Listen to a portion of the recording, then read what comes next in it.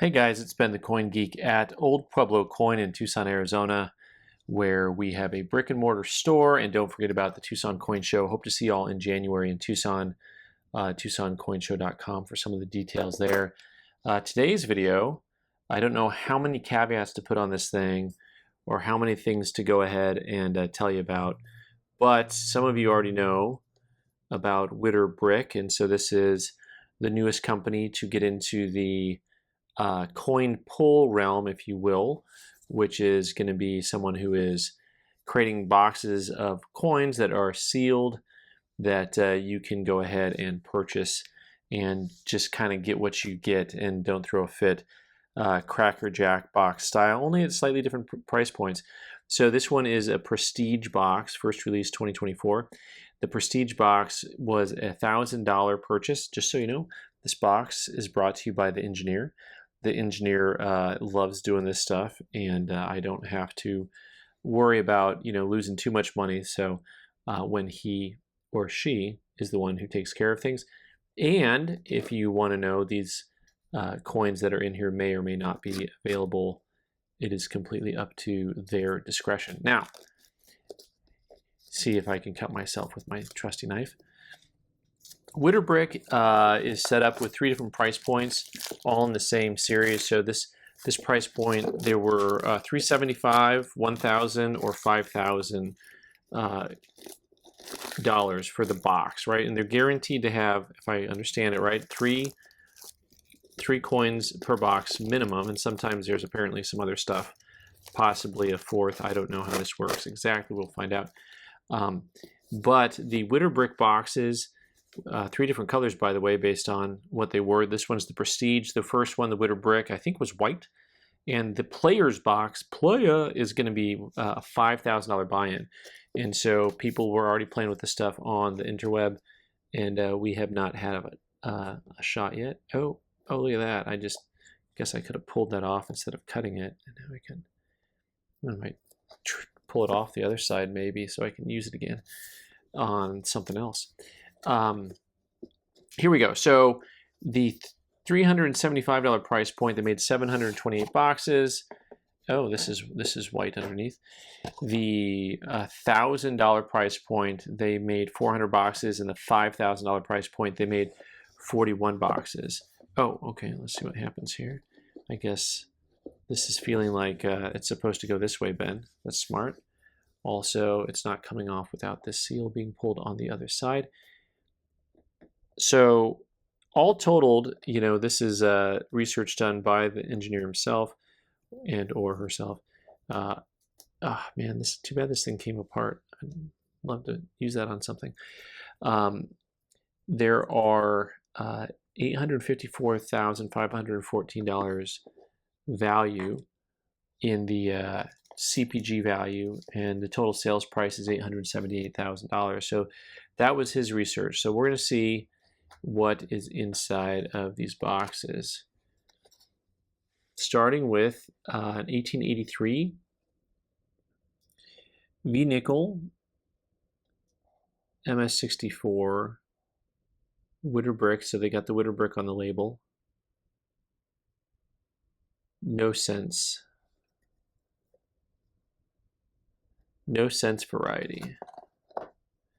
So a lovely coin, probably a chance for us to look a little bit closer at these guys. I'm going to get this guy down here and grab the next coin in the box and see what we got next.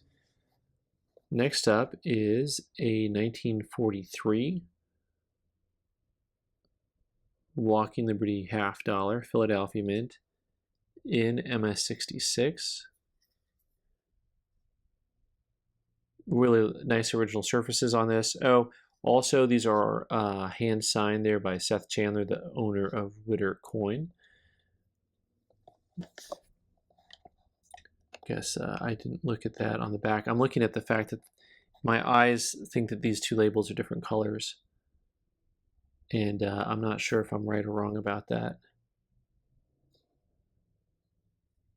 So I'm thinking this is almost more like an army green. Anyway, the silly things that I look at.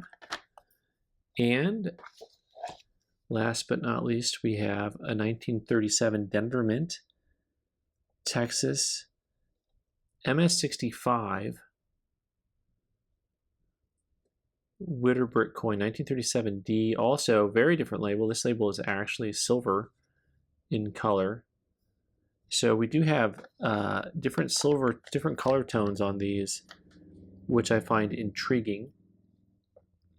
And I'm curious to find out if these are in some way related to price point. Let me grab my gray sheet and see if these are in the gray sheet by CAC pricing. Here we go. Give me a second. All right, an 1883 5-cent piece. Let's get going with that guy first here. See if they've got that listed. 1883. So they don't have it listed, the CAC price on those. The no cents and 64 is $100 and 65 is $200. The market generally is a little bit different on these. The CACs do trade at a higher price point usually. So, you know, let's call that 150 just for giggles. And then we've got these two different $half here. And one of them is the circulating. Well, they both circulated, but one of them is the Walking Liberty half, which circulated for several decades on those guys. Let's see if they've got that listed here. MS66, 1943. So that's going to be this column here, 66 CAC. They're showing a price point of 160. So probably maybe a $200 retail, I'm guessing. So the question then is just how much is a 37D Texas? Is that like one of the better dates? That's the question here. Because I definitely don't have all the Texas commemoratives memorized by date value. Here we go. 37D Texas.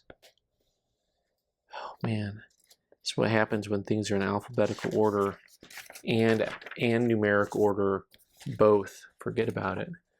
There we go. There's Texas. 37 Denver. 37 Denver, Texas. Shown to be in 65. CAC is like 250 range on the gray sheet. So I'm not so sure how this is going to work out. So 250 and 4. So 450. 550, 600.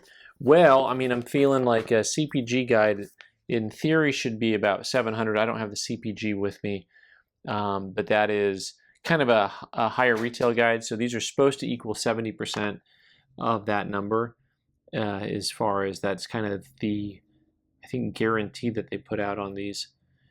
So having said that, interesting mixture.